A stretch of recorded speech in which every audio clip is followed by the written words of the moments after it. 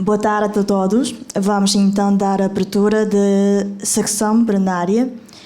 Temos hoje à tarde conosco o professor Teodoro João Veroso, do Departamento de Português da Universidade de Macau, que vai nos apresentar áreas críticas de fonética portuguesa para aprendizados não nativos de línguas.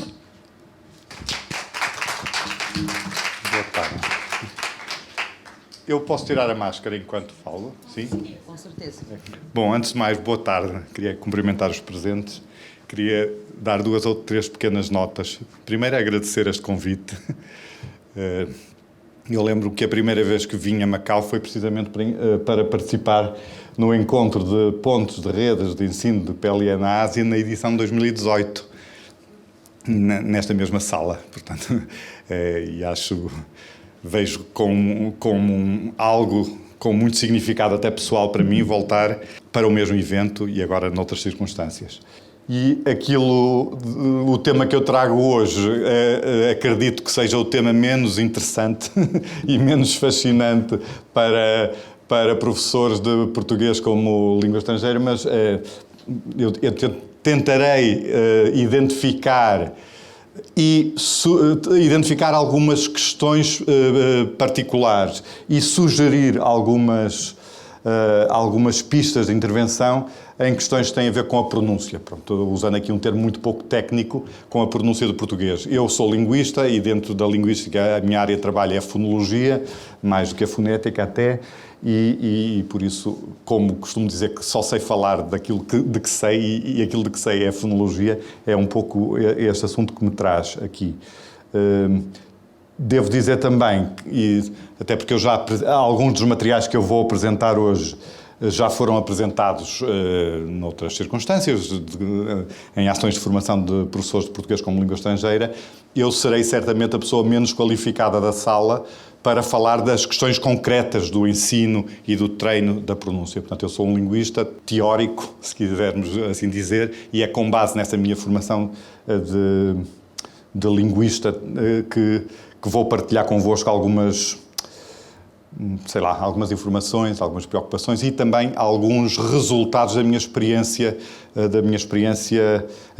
sobretudo enquanto professor da Faculdade de Letras do Porto, onde eu trabalhei e trabalho, de certa forma, há quase 3 décadas, e não trabalhando diretamente no ensino do português como língua estrangeira, trabalho muito com os colegas que naquela faculdade trabalham nesta área e muitas vezes em reuniões de grupo, em trabalhos de intervenção, em trabalhos de projeto, tomo contacto com esta questão. Eu costumo às vezes perguntar no início deste tipo de sessões se os colegas costumam insistir muito e trabalhar muito em questões de fonética, em questões de pronúncia, em questões de articulação. Normalmente as pessoas dizem que sim, o que me deixa sempre muito satisfeito, e dizem também algo que me deixa também muito satisfeito, que sim, que trabalham questões de pronúncia, questões de articulação, mas que não dão aulas de pronúncia, o que é ótimo. Aliás, nem é esse o meu objetivo aqui.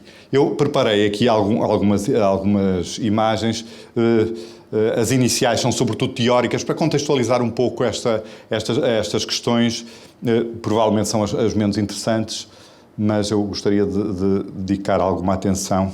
Pronto, esta é uma espécie de roteiro da sessão, falar um pouco da questão do treino articulatório, portanto, a pronúncia na aula de língua estrangeira, de que forma os aprendentes de uma língua estrangeira constroem a fonética e a fonologia de uma língua que estão a aprender, e depois darei algumas sugestões mais de caráter metodológico, frisando novamente que esta não é, que eu serei de certeza a pessoa da sala menos qualificada para dar grandes receitas, digamos assim, sobre como treinar a pronúncia. Precisamente porque eu não tenho uma experiência exaustiva ou extensiva, melhor dizendo, de ensino de português como língua estrangeira, ao contrário dos colegas. E eu gosto sempre de começar com uma citação antiga de um livro também antigo, mas que ajuda a enquadrar um pouco esta questão, que é a forma como, na tradição pedagógica europeia, sobretudo, o treino da pronúncia, o treino das capacidades, e eu agora não estou a falar da capacidade de expressão oral num plano mais geral, estou a falar apenas do treino de uma articulação minimamente correta, quer dos segmentos, quer dos conjuntos de segmentos, portanto, fonemas, consoantes, vogais, sílabas, palavras, etc., ocupa um lugar relativamente secundário na tradição pedagógica europeia e, normalmente, como é sublinhado por esta citação de Champagne, Musard e Bourdonge, num livro de 98, muitas vezes a pronúncia é vista como uma espécie de subsidiária do ensino da escrita. Alguns de nós ainda se lembrarão, certamente, quando começámos a estudar uma língua estrangeira, começámos por estudar a escrita, não é? E as regras de conversão entre letras e, portanto, grafemas e fonemas. E é um pouco à luz desta tradição que empobrece outras dimensões que o desenvolvimento da fonética numa segunda língua foi, durante décadas, de certa forma, secundarizada. Essa situação contrasta com a literatura, sobretudo na área da psicolinguística, de que nós hoje dispomos. Hoje, o ensino, a aprendizagem e a aquisição de um sistema fonético ou fonológico numa língua estrangeira constitui um dos temas principais, um dos temas centrais, não só da didática de língua estrangeira, mas também da psicolinguística. Portanto, eu trago aqui alguns nomes e algumas referências que estão aqui apenas para ilustrar isto que eu acabo de dizer, desde pelo menos os anos 80, esta questão de que aprendemos a construir o sistema fonético-fonológico da língua, assim como aprendemos a construir o sistema sintático ou o sistema morfológico da língua, obedece a regras e a princípios muito particulares. E nós temos aqui alguns nomes muito conhecidos, como Charles Fledge, Carol Best, Joaquim Listerri de Barcelona, Ocas Van Boon, da Alemanha, e com muito agrado eu cito no final o nome de duas colegas portuguesas, a professora Anabela Rato, da Universidade de Toronto, que hoje é uma das grandes especialistas do ensino, da aquisição fonética de uma língua estrangeira e do português em particular, e Diana Oliveira, da Universidade do Minho, que tem trabalhos internacionalmente reconhecidos nesta área. Portanto, e a minha função com essa imagem é mostrar, digamos, um certo contraste entre uma secundarização das questões fonéticas face às, sobretudo, lexicais, morfológicas, sintáticas, etc., face a uma explosão de interesse científico por esta área, que é uma área muito conhecida. Eu não queria perder muito tempo aqui com considerações de ordem teórica, mas na história, digamos assim, dos estudos sobre a aquisição da aquisição fonológica, a aquisição articulatória de uma língua segunda, nós temos que dividir pelo menos 3 idades, digamos assim, três fases,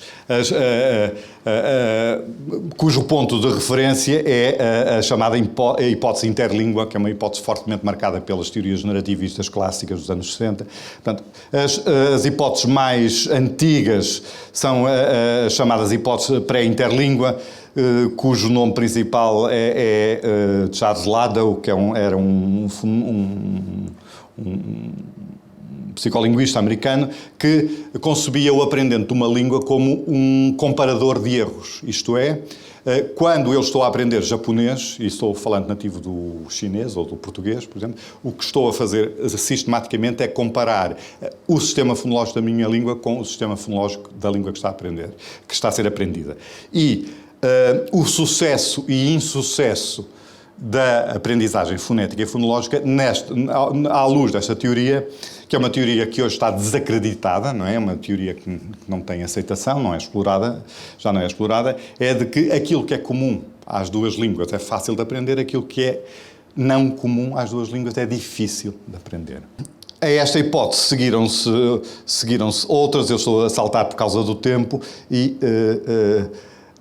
as hipóteses mais digamos, as mais contemporâneas, aquelas que hoje são consideradas, talvez, as mais produtivas, mesmo em termos de planeamento de trabalho experimental sobre esta questão, daqui a 20 anos serão ultrapassadas, como tudo, são as chamadas hipóteses pós-interlíngua, de que Fledge é, também americano, o principal mentor, que apresenta duas questões principais e duas novidades relativamente aos modelos anteriores. A primeira novidade a primeira inovação destes modelos, chamados modelos pós-interlíngua, é a defesa de uma ligação muito forte entre as capacidades auditivas e as capacidades perceptivas. Portanto, aquela ideia de que aprender a pronunciar uma língua se resume a aprender a fazer gestos articulatórios, não é? Uma espécie de ginástica fonética, que é o método assim, clássico, não é? Ouvir e repetir até à exaustão do professor e do aluno. É uma ideia que merece ser reavaliada, e o modelo, o Speech Learning Model de Fledge, mostra isso. Portanto, há um link muito... link é um anglicismo, há uma ligação muito especial entre a percepção e a produção. E uma outra hipótese muito importante destes modelos pós-interlíngua relacionam não só a língua materna com a língua-alvo, mas todo o currículo, digamos assim, toda a história da aprendizagem de línguas estrangeiras pelas quais o sujeito passou antes de aprender aquela língua. Isto é, e Fledge tem vários textos sobre isso, um falante do português que está a aprender em adulto o inglês como a sua primeira língua estrangeira vai usar estratégias e, sobretudo, recrutar conhecimentos diferentes de um sujeito que é falante nativo do português, em adulto vai estudar inglês, mas ao longo da sua vida estudou espanhol, francês, alemão, coreano e outras línguas, porque as estratégias utilizadas para a aprendizagem de línguas estrangeiras acaba por formar uma espécie de substrato de recursos aos quais o aprendente vai recorrendo exaustivamente ao longo da sua aprendizagem. Portanto, estas seriam as duas grandes propostas de Fledge. Por um lado, a grande ligação entre a audição e a percepção, entre a percepção, a audição e a articulação, e, em segundo lugar, a consideração pela aprendizagem de todas as línguas e não apenas da língua materna do sujeito como fatores influenciadores do sucesso ou insucesso, ou da rapidez ou menor rapidez da aprendizagem de línguas estrangeiras. E isto veio depois a dar exemplo, veio a dar origem talvez ao mais conhecido dos modelos de aprendizagem fonética, que é o modelo Bifone, desenvolvido já nos anos 2000 por dois linguistas holandeses, Boersma e Hamann, que fazem precisamente esta ligação entre a audição e a produção, um circuito que se alimenta mutuamente. Este slide aqui está aqui apenas para mostrar, normalmente eu não tenho nenhuma missão evangélica de tentar converter os professores de língua estrangeira a professores de pronúncia. Mas a dada altura de sessões como esta, há colegas que dizem mas é impossível ensinar, por exemplo, os espanhóis a distinguir um E de um E. Acerto, acerto, ou um O de um O, acordo, acordo. É impossível ensinar a alunos chineses a diferença entre uma oclusiva surda P e uma oclusiva sonora B. E o que eu lhes digo é que, fora do contexto da aula, é possível ensinar pronúncia. Este é um cartaz de um espetáculo que houve, já não sei quando, mas há uns bons 10 anos, no Teatro Nacional de São João, uma produção de uma peça do Gil Vicente, para a qual eu fui contratado, digamos assim, fui convidado. Aliás, foi uma das experiências mais ricas da minha vida.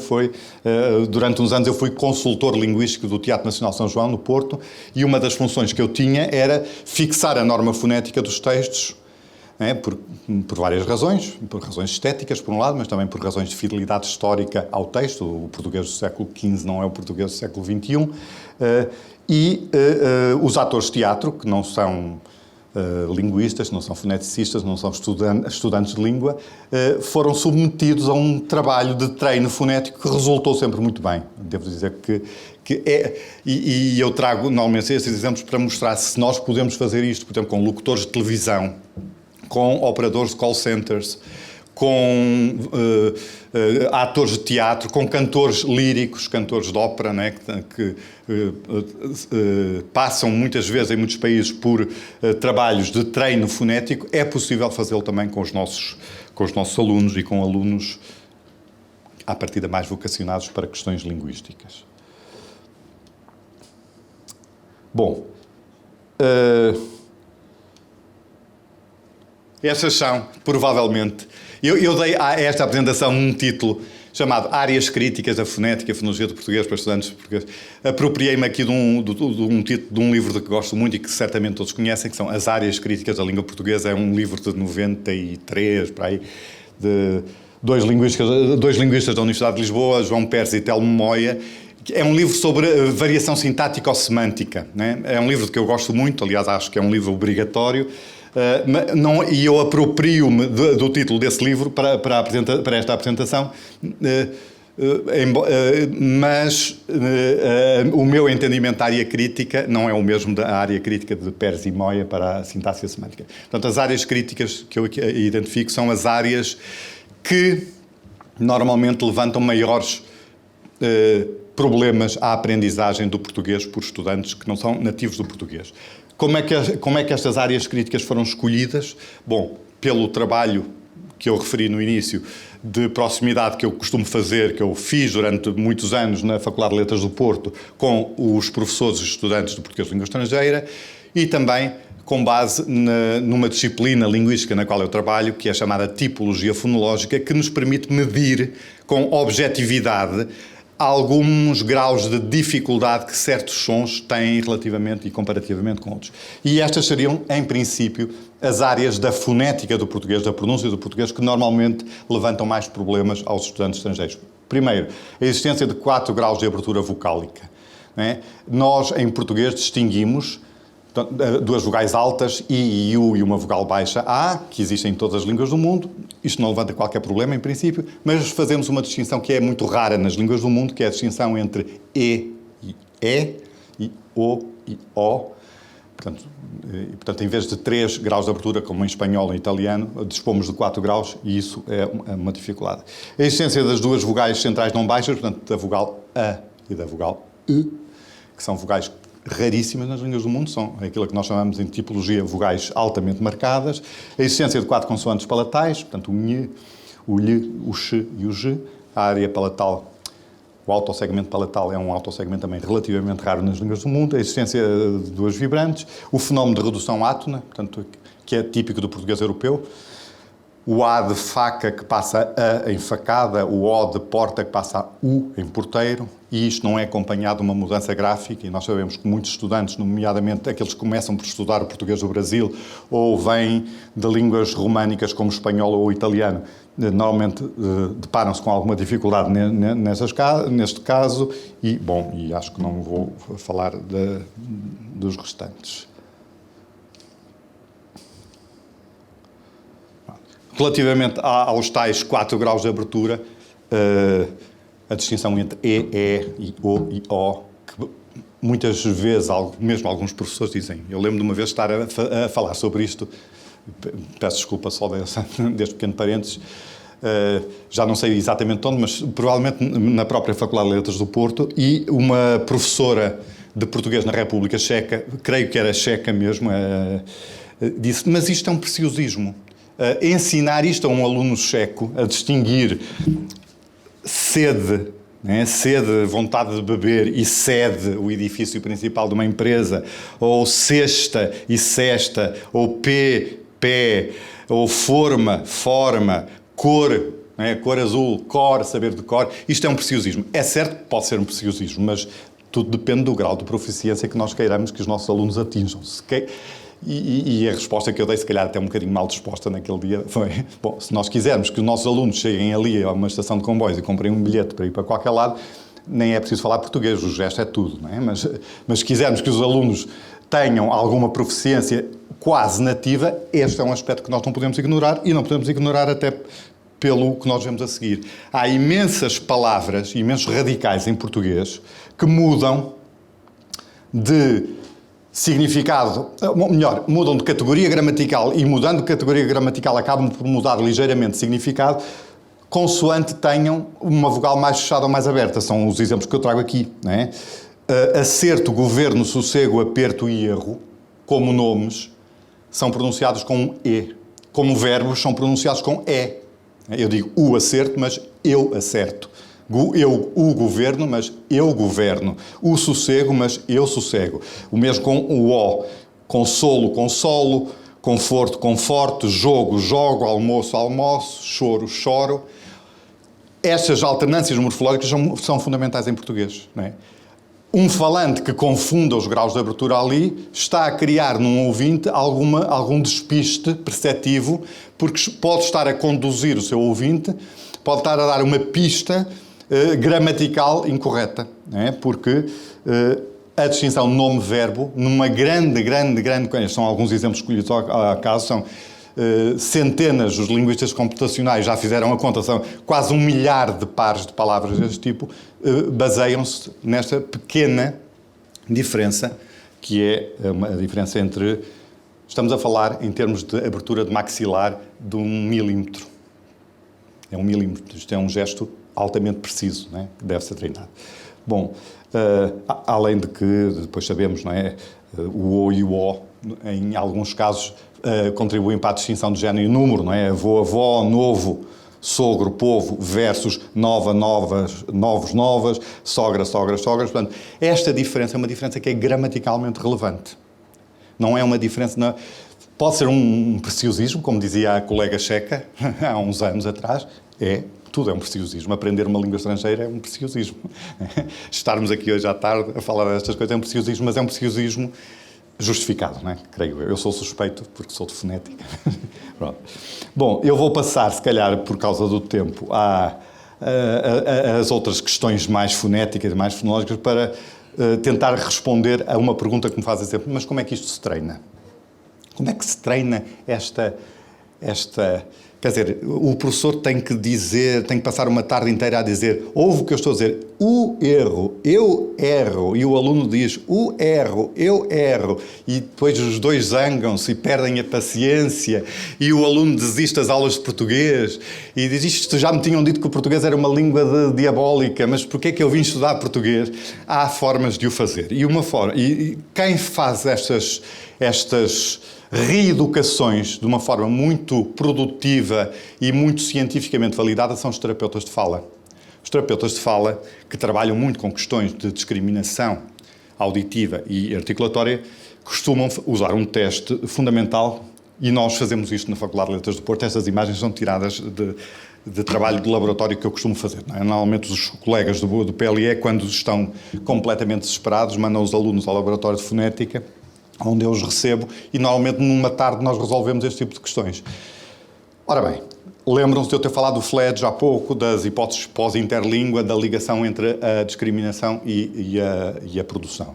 Nós sabemos, e os terapeutas de fala sabem isto melhor do que ninguém, quando uma criança chega à consulta de terapia de fala e não é capaz de produzir o B, ou o V, ou uma vogal aberta, uma vogal fechada, a primeira coisa que o terapeuta de fala faz é saber se a criança distingue e se a criança consegue ouvir o som. Porque se aos 6 anos de idade uma criança não distingue consoantes surdas de consoantes sonoras, isto é indicador, por exemplo, de alguma patologia auditiva ou central séria, grave e dificilmente recuperável. Se a criança, apesar de não poder produzir, consegue distinguir, o problema é muito simples de resolver, é treinar a audição. Isto é feito, nós sabemos... Eu agora não vou ter tempo de falar disso, mas nós sabemos, há uma equipa da Universidade de Washington, em Seattle, que descobriu em 1992, portanto já se passaram muitos anos, mas continua a ser um conhecimento muito validado, que por volta dos 6, 8 meses de idade, todos os bebés de todas as línguas do mundo, sem condição patológica, obviamente, conseguem distinguir as vogais das suas línguas. Portanto, as nossas capacidades perceptivas são muito anteriores às nossas capacidades produtivas. Portanto, e um teste que se faz, por exemplo, este erro, a incapacidade de distinguir "x" e "g", de palavras como queixo e queijo, é muito frequente em estudantes que têm espanhol como língua materna.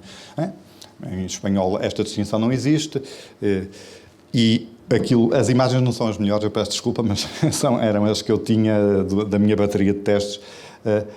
A primeira coisa a fazer é fazer aquilo a que os terapeutas de fala e os professores de língua portuguesa de língua não materna podem fazer. Não é preciso vacina, não é preciso anestesia, não é preciso ir em jejum com as análises. Portanto, isto é muito simples. É tentar perceber se o aluno que está à nossa frente percebe, se ele ouve. Porque o que acontece com muitos alunos espanhóis, eu posso dizer isto da minha experiência, o teste dos pares mínimos consiste em, nós apresentamos as palavras, dois conceitos. Normalmente a parte escrita está por nossa causa aqui na audiência, porque normalmente não há informação escrita nenhuma, portanto, o adulto, quando olha para este slide, vê apenas a menina e a fatia de queijo e a instrução que é dada é esta: eu vou dizer uma palavra e tu vais apontar com o teu dedo a palavra que eu estou a dizer. Queixo, por exemplo, ou queijo. E aquilo que o sujeito faz é identificar o objeto. Portanto, e isto passou-se comigo várias vezes, há muitas publicações sobre isto, mostra que muitos alunos dizem: eu nunca tinha percebido que realmente existia esta diferença. E quando esta diferença é lexicalizada, quando ela é projetada numa palavra e o ouvinte aprendente imediatamente percebe que pode haver uma confusão semântica entre duas palavras, portanto isto não é o tal preciosismo, o tal capricho do professor de português, é importante fazer, ou a diferença entre o R e o R, o R e o R. Além do teste dos pares mínimos, nós usamos muito um outro teste que é o chamado teste ABX, que consiste em apresentar duas imagens, isto é para treinar a diferença entre o R e o G, por exemplo. E a instrução que é dada é: eu agora vou dizer uma palavra, vou dizer a outra palavra que designa o outro objeto e depois vou dizer uma das duas e tu vais dizer qual é que eu disse, se foi a primeira ou a segunda, não é? A ordem. Por acaso ali a ordem corresponde à das imagens, mas ela deve ser aleatorizada. Portanto, nos casos, eu digo rato, gato, gato. A terceira é igual à primeira ou igual à segunda. E o que eu vos posso dizer, isto é dito de experiência, e aliás há publicações que depois aparecem no final dos slides, o li e o lhe.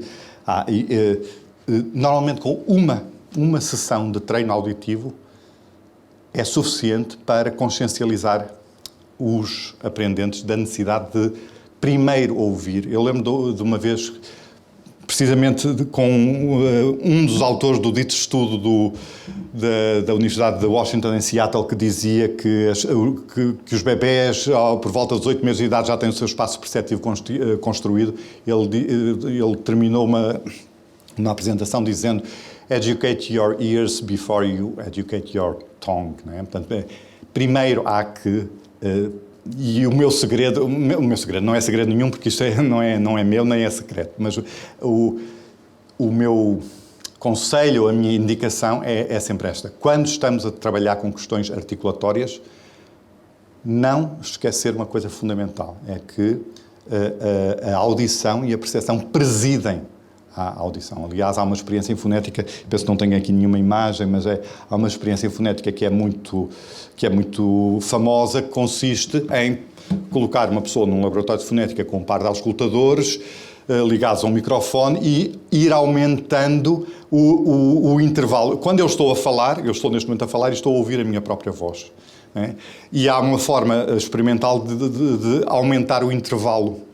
Isto é, este microfone poderia estar aqui ligado a esta experiência, chama-se Delayed Auditory Feedback, que é uma coisa clássica. Podia estar a ouvir a minha voz com alguns milissegundos de atraso. E o que acontece, na maior parte dos falantes, é que quando a diferença entre o que é dito e o que é ouvido pelo próprio sujeito chega aos 50 milissegundos, estamos a falar, pensem num segundo, parti-lo em 1000 bocadinhos iguais, 50 desses milissegundos, o falante começa a arrastar a fala. Não é? Há pessoas que começam a não começam. E há sujeitos que bloqueiam inteiramente, porque o nosso feedback auditivo é muito importante. Há o esquema do modelo Bifone de Hamann e Boersma de 2007, que mostra isso mesmo e que é comprovado pela prática. Portanto, ensinemos realmente, trabalhemos as questões fonéticas, articulatórias, não esquecendo que existe uma ligação causal. Ela é mesmo causal entre aquilo que nós ouvimos e aquilo que nós produzimos.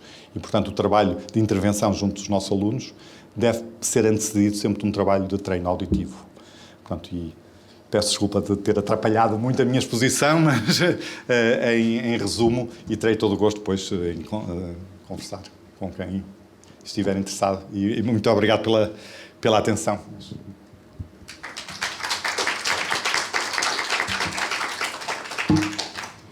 Agradeço a professora doutora João Varoso pela partilha. Agora vamos abrir a secção ao público. Algum comentário, questão? Um bocadinho. Antes de mais, agradecer a excelente exposição, como sempre. Obrigada, professor. E aproveitar também para colocar uma questão. Nós trabalhamos na nossa universidade questões de fonética logo no primeiro ano. E uma das situações com as quais nos deparamos é com... E este ano deparámos-nos com a Camila, que é a professora de fonética, que está a fazer o trabalho de ensinar fonética ao primeiro ano, e ela é de português do Brasil, e os materiais que nós temos são de português europeu. E houve aqui algum clash pelos alunos, e nós explicámos aos alunos que não achávamos que houvesse nenhum clash, e que pelo contrário achávamos que isso podia ser até enriquecedor para eles. Eu gostava também de saber a sua opinião acerca de expor os alunos que estão numa fase inicial do ensino-aprendizagem da língua portuguesa como língua estrangeira, mais do que uma variedade da língua, no que respeita à aquisição fonética, fonológica. Não, em línguas como o português, cuja riqueza reside entre várias outras propriedades, na coexistência de várias normas nacionais e na coexistência entre a norma brasileira, seja que é uma abstração, e da norma portuguesa, que é outra abstração, é benéfico para os estudantes que tenham acesso o mais cedo possível a essa coexistência entre normas. Mais uma vez, trabalhando a questão da consciência fonológica, isto é, aquilo que se deve e aquilo que é aconselhado, por exemplo, há alguns estudos sobre o inglês americano e o inglês britânico sobre isto, é que os estudantes devem ser informados precisamente dessas diferenças. É na mesma forma como são informados da diferença entre um E e um E, ou entre um R e um R. E há, aliás, algum trabalho, por acaso nunca trabalhei muito com isso e não tenho imagens nem materiais preparados, que treinam precisamente a capacidade de identificar, isto é, vais ouvir agora uma palavra, cidade ou cidade, e vais dizer se o falante é português ou brasileiro. Isto é algo que também faz parte da consciência fonológica, que foi um termo de que eu não falei aqui, mas a Tânia sabe, não é? Que é um dos meus temas de trabalho. A forma como os estudantes, como os alunos e os aprendentes, sobretudo, constroem conhecimento acerca da própria língua de forma explícita e sistemática, deve ser uma das nossas missões, é ajudá-los nisso. E isto passa também pela consciencialização de diferentes variedades, quer dentro do mesmo espaço nacional, nós sabemos que um professor do Porto não vai ensinar o mesmo português de um professor de Évora, por exemplo. Um professor do Rio de Janeiro não vai aprender falar o mesmo português que um professor, sei lá, do Porto. E isso também faz parte da consciência fonológica. Eu há um bocado disse, eu tenho muito pouca experiência de ensino de português como língua estrangeira. Tive uma curtíssima experiência em 2011, em Porto Rico, onde estive como professor visitante durante um semestre, e eu era professor de linguística, portanto eu dava a história da língua portuguesa, mas a professora de português que tinha aulas às 8 da manhã, normalmente ou frequentemente, não podia ir dar aulas às 8 da manhã. Eu vivia dentro do campus e eu já sabia. Quando o telefone tocava às 7h30, era ela a pedir, ai, por favor, não podias ir dar a minha aula. Portanto, e a minha experiência de português de língua estrangeira é um bocado essa. É ter dado algumas aulas de substituição.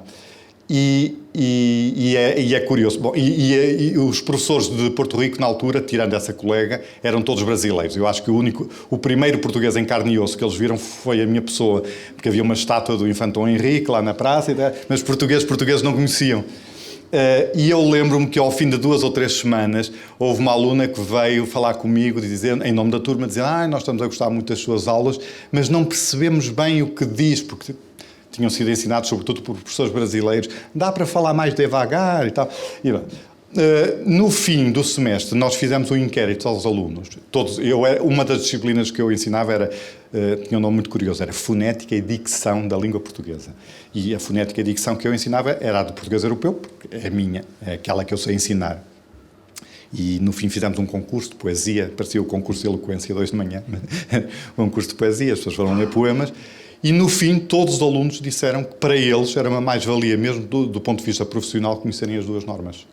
Eles sabiam que era aquilo que no início parecia ser um problema, acabou por ser reconhecido por eles nos inquéritos pedagógicos como uma mais-valia, conhecerem as várias normas do português. Portanto, para mim isso não é um problema, não é problema nenhum.